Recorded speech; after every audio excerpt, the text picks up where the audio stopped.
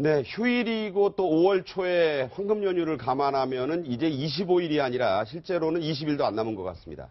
어제 첫 합동 TV 토론회가 있었는데요. 그 분위기를 여러분께 영상으로 구성해 보여드리겠습니다.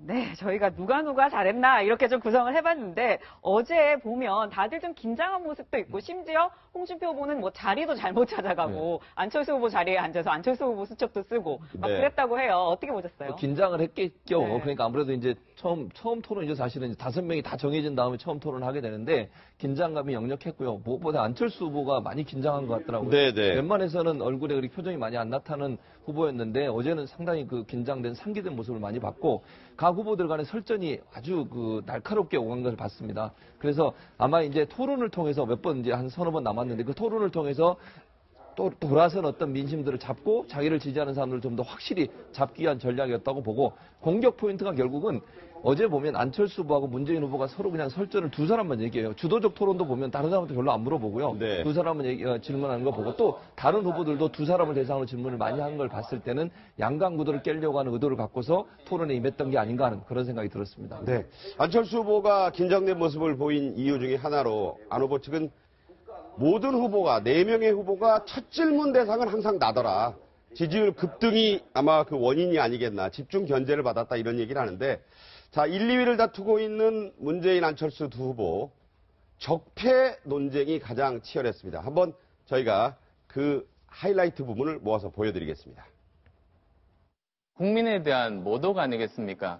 저를 지지하는 국민들은 적폐 세력이라고 하신 겁니다. 국민들이 무슨 죄가 있습니까? 지금 국정농단 세력, 적폐 세력이 어디입니까? 저는 지금까지 제가 제가 그쪽 지지를 받고 있는 거 사실 아니에요? 토론입니다. 제가 국민들 지금까지 끌어들이지 마시고. 그러면 문 후보님이 손을 잡으면 전부 다 죄가 사해지고 저는 지지를 받으면 그러면 저는 적폐 세력이 되는 겁니까? 저는 국민들을 적폐 세력이라고 한 우리 안 후보님 말씀이야말로 국민들을 모욕한 것이라고 생각하고요. 자, 쌓인 폐단이 과연 누구를 지칭하는 거냐. 이 논란이 어제 가장 뜨거운 것 중에 하나였어요. 의외로 좀 간단한 게요. 저 적폐 세력이라다 할 때 세력이 정치 활동을 하는 정치인들 또는 뭐 그에 준하는 어떤 사람들을 얘기하는 건지 일반 유권자를 얘기하는 건지 이게 구분이 안 된 상태에서 이제 얘기를 하고 있는데 먼저 이제 도발은 문재인 후보 측에서 하지 않았습니까? 네. 안철수가 적폐 세력의 지지를 받고 있다. 그런데 안희정은 적폐 세력의 지지를 받은 건 아닌가요? 그러니까 안희정 지지자의 가장 많은 부분이 안철수로 옮겨갔다는 거 아닙니까? 네. 그러니까 안희정 후보의 경우에 자유한국당이나 바른정당 지지자들도 상당수가 안희정 후보를 지지한 거 아닙니까? 네. 그때는 안희정 후보 또 대연정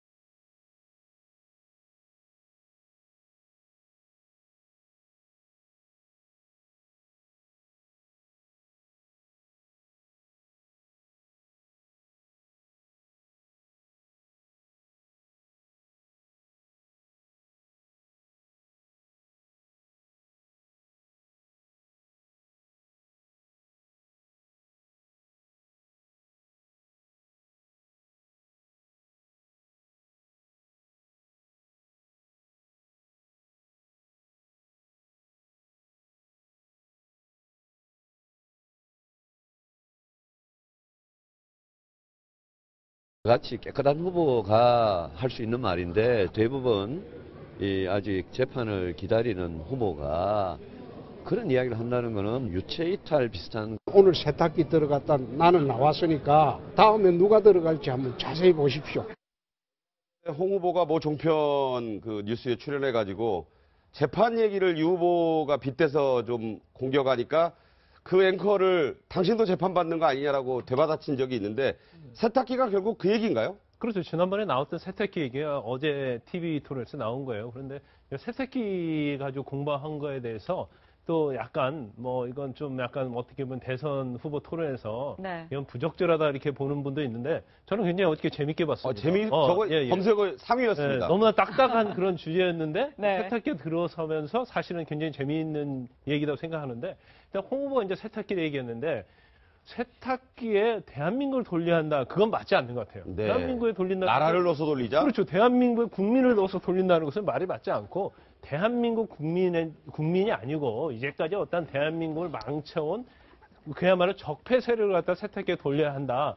이제 그런 취지로 얘기를 네, 해야 하는데 그냥 언뜻 듣기에는 마치 대한민국의 모든 것이 썩어져 있고 오물에 찌들어져 있기 때문에 세탁기에 돌려서 깨끗하게 빨아야 한 것처럼 그런 인상을 줄 수 있어서 이제 그 부분은 뭐 처음에 잘못됐다 보고요. 네. 그런데 상당히 좀 저는 재밌더라고요. 네, 그 네. 일단 받아쳤잖아요. 세탁기에 들어갈 사람은 네. 홍 후보가 아니냐. 그러니까 아다님이 세탁기 들어갔다 나왔다. 그렇죠. 그런데 그 의미 자체가 본인은 이제 항소심에서 무죄를 받았던 걸 갖다 의미하는 것 같아요. 그런데 사실 뭐 무죄를 받았다고 해서 뭐 세탁기에 들어가서 깨끗이 됐다고 볼 수는 없죠. 왜냐하면 대법원 판결이 이미 좀 남아 있고요. 그리고 가장 또 재밌었던 부분이 하나가 이제 심상정 후보가 네. 세탁기 부분에 대해서 본인이 뭐 들어가야지 않느냐 이런 얘기를 했을 때 나는 세탁기에 들어왔는데 삼성 세탁기라는 얘기를 했어요. 네, 그래서 그렇죠. 왜 삼성을 했을까를 굉장히 의구심을 했는데 가장 성능 좋은 세탁기였느냐, 뭐 아니면 이번 최순실 국정농단 게이트를 염두에 두고 한 말인 건지. 그런데요. 채널A하고 인터뷰한 게 나왔는데 네. 뭐 삼성이 제가 볼 때는 가장 좋은 세탁기라는 의미를 한지 알았더니 그게 아니고 어떤 심상정 후보가 재벌에 대해서 워낙 반감을 갖고 있기 때문에 재벌 얘기를 한 것이다. 이제 그런 취지로 생각을 하고 얘기를 한 것 같아요. 그 얘기 저희가 준비했습니다. 왜 삼성 세탁기냐 물어봤는데요. 뭐라고 했는지 들어보시죠. 채널에 왔었잖아요. 네. 저보고 내가 대한민국을 세탁기 였고 한번 돌리고 싶다. 네. 그래 이야기하니까 어느 후보가 세탁기에 들어가실 분은 당신이다. 그래서 내가 바로 이야기했어요. 난 세탁기 들어갔다 나왔다. 그게 무슨 얘기입니까? 예? 다 빨고 나왔다는 거죠. 무죄 됐으니까. 1심 유죄, 2심 무죄. 그걸 말씀하시는 거군요. 그렇죠. 세탁기 들어갔다 나왔는데 네. 다시는 들어갈 일이 없다. 그러니까 또 한 후보가 네. 심상정 후보가 그 세탁기가 고장난 세탁기 아니냐.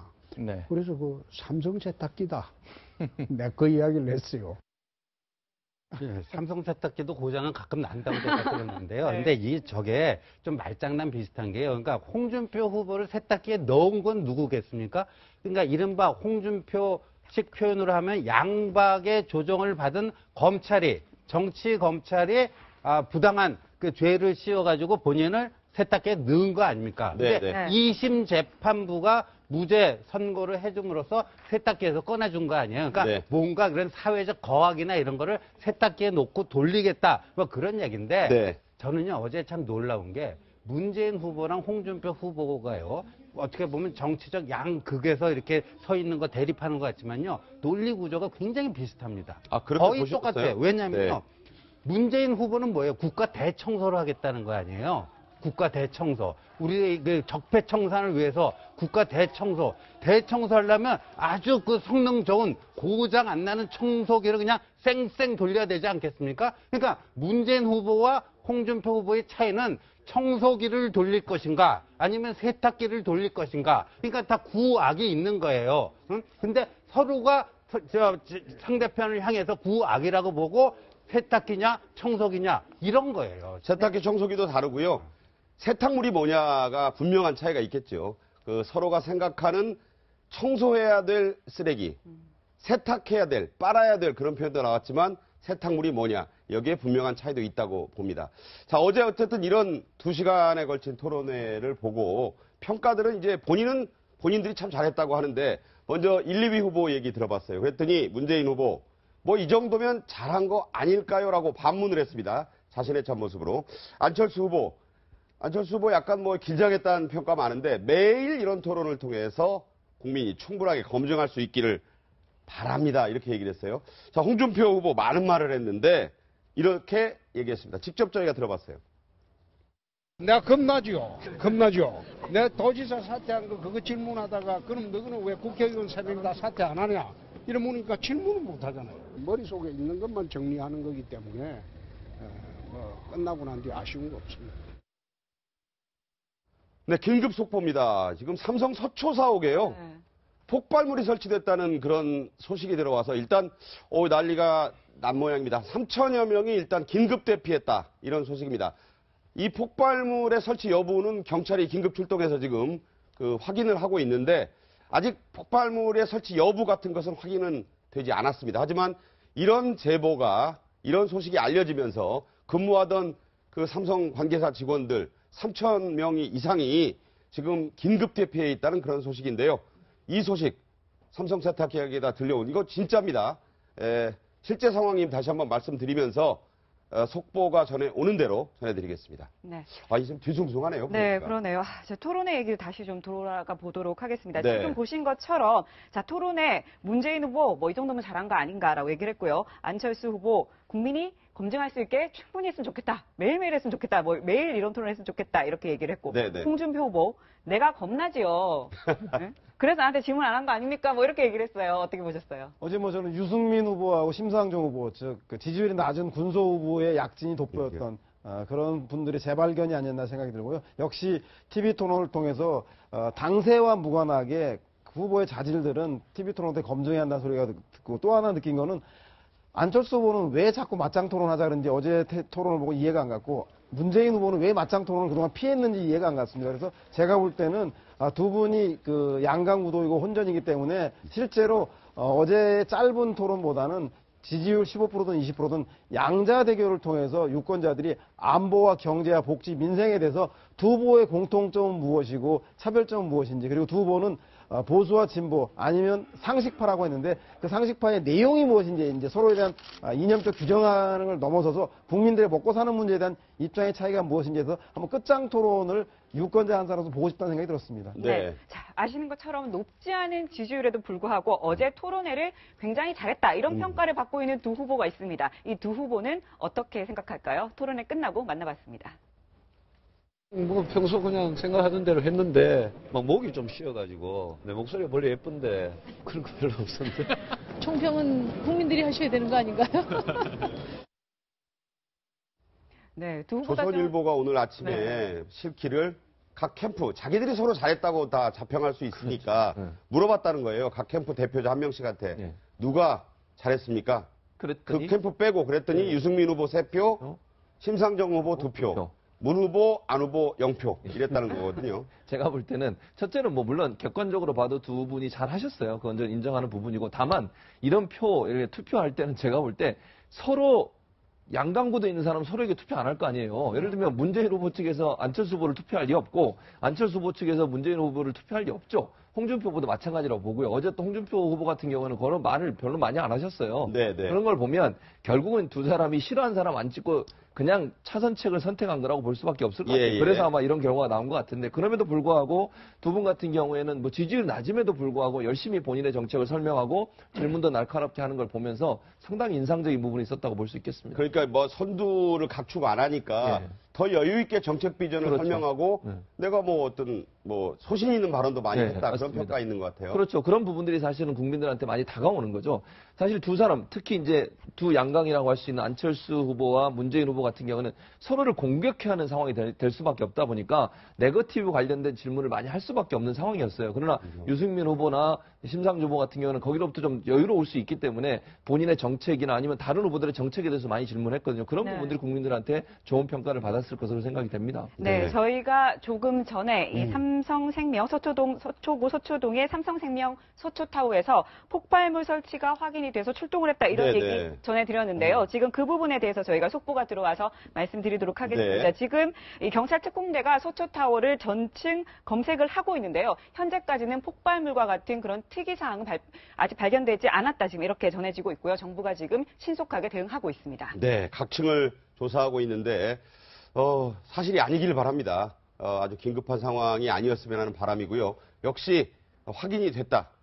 뭐 가짜 제보였다. 어떤 소식이든 들어오는 대로 알려드리겠습니다. 자, 11일부터 13일까지 3일간 실시된 갤럽의 대선 여론조사 결과 요약해서 보여드립니다. 네, 보시면요. 문재인 후보가 40%, 2%포인트가량 전주보다 올랐습니다. 그리고 그 뒤를 안철수 후보가 37%로 쫓고 있습니다. 네, 홍준표 후보, 그 다음에 유승민 후보, 심상정 후보가 733%를 기록했고, 저 오차범위를 감안하자면 문재인, 안철수 후보는 오차범위 내다 이런 말씀을 드리겠는데요. 자, 이것을 지역별 구도로 지금 저희가 한번 다시 보여드리겠습니다. 서울에서는 39대 36으로 문재인 후보가 3%포인트 정도를 앞서는데 이것도 오차범위 냅니다. 자, 그리고요. 두 번째로 호남 지역, 광주, 전라남북도를 보니 문재인 후보가 47%, 안철수 후보가 36%, 11%니까 이 정도면은 오차범위를 좀 벗어나서 앞선다 이런 말씀을 드릴 수 있고요. TK라 불리는 대구, 경북 25대 48, 거의 더블 스코어 차이로 안철수 후보가 좀 앞서는 압도적인 결과가 좀 나오고 있다 이런 말씀을 드리고요. 충청, 세종까지 포함해서 충청 남북도 39대 42, 3% 차이니까 이것도 역시 치열한 오차범위 내지만 추세는 안철수 후보가 조금 낫다고 말씀드리기도 어렵지만 일단 그 안에 있다. 자, 이렇게 해서 주요 지역이 나왔습니다. 한번 평가해 주시죠. 예, 그래서 제 전체적으로 봤을 때는요. 네. 이 홍준표 그대로예요. 7에서 7. 그 다음에 심상정 3에서 3. 그 다음에 유승민은 4에서 3으로 오히려 마이너스 1이 됐어요. 네. 근데 문재인, 안철수만 플러스 2가 되지 않았습니까? 네. 이건 어떻게 봐야 되냐면요. 저 양강 구도와 그 지난주 구도가 거의 그대로 가는데 부동층이 조금씩 줄어들고 있다라는 얘기 아니겠는가? 네. 그러니까 부동층이 이제 문재인이건 안철수건 양강 구도 중에 누군가를 선택해서 조금씩 자기 의사를 피력하기 시작했다. 그리고 이런 현상이 가면 갈수록 더 고착화될지. 그러니까 어제 1차 TV 토론이 있었기 때문에 이 TV 토론이 이제 저런 거에 어떠한 지지 구도에 영향을 미칠지가 주목이 되는데. 그래서 주말이나 다음 주 월요일 에 나올 그런 결과에 반영될 수도 있겠죠. 그렇죠. 그러니까 이제 15, 16이 이제 후보 등록일 아닙니까? 근데 이제까지 역대 대선을 보면 15, 16 그 후보 등록일 때 조사한 여론조사 결과가 거의 대선일까지 이어졌다. 그러니까 이제까지는. 후보 등록일의 여론을 반영한 게 바뀌지 않았던 거죠, 거의. 바뀌지 않았다 이런 거니까요. 앞으로 일주일이 정말 후보들에게는 피말리는 접전이 될 것 같아요. 저는 이제 상당히 이제 박빙으로 가고 있다. 양강 구도가 이제 완전 형성된 거 아니겠습니까? 그러면 앞으로 어떠한 것이 영향을 미칠까를 생각해봐야 한다고 봐요. 그런데 사실 앞으로 어떤 선거에 요동을 칠 만한 그러한 이슈가 별로 없거든요. 그래서 지금 특히 문재인 후보와 안철수 후보 간에 네거티브 프레임을 쓰기 위해서 굉장히 많은 노력을 많이 하고 있어요. 그런데 네. 그 네거티브들이 되게 보면 어떠한 선거에서 표를 움직이게 할 수 있는 그런 네거티브가 아닌 것 같아요. 그런데 이제 우리가 어제 TV 토론을 이제 처음으로 봤지 않습니까? 5명이 참가하는 TV 토론을 봤는데 네네. 제가 볼 땐 TV 토론이 상당히 영향을 미칠 가능성이 크다 이렇게 봅니다. 왜냐하면 네. 지난 2012년 대선 때 그 투표한 사람의 한 8%가 TV 토론을 보고 나는 후보를 선택했다. 그런 그 여론조사 결과가 있어요. 그렇다고 한다면 지금 저렇게 박빙으로 가는 상황에 있어서는 어떤 8% 아니면 5%라는 의미가 굉장히 중요하지 않겠습니까? 그래서 네. 향후에 계속 행해지는 그러한 TV 토론 자체가 어느 후보를 선택할 것인가 굉장히 영향을 주기 때문에 후보들은 거기에 대한 이제 전략을 굉장히 잘 세우고 가야 할 것 같다 이제 그런 생각이 듭니다. 네. 네, 저는 TK 지역, 대구 경북 지역의 안철수 후보의 더블 스코어에 가까운 압도적 지지, 즉 보수의 전략적 투표가 향후에도 지속될 것인가, 아니면 문재인 후보가 문재인이 싫어서 보수 후보가 떨어질 거기 때문에 안철수 후보를 지지함으로써 문재인 후보를 떨어뜨리겠다라는 이 보수의 전략적 투표를 얼마나 완화시킬 것인가. 즉 보수가 문재인은 지지하지 않겠지만 내가 미워서 안철수는 찍는 일은 없도록 하겠다라는 보수를 얼마나 이완시키느냐의 문제하고 그것이 관건이고, 안철수 후보는 이제는 중도 보수 진보의 모두 표를 먹기보다 보수의 승부를 걸기 위한 보수 적통에 대한 정면 승부를 할 것인지 여부, 이 여부에 대해서 좀 관심을 가지고 지켜봐야 될 것이 아닌가 생각이 듭니다. 네.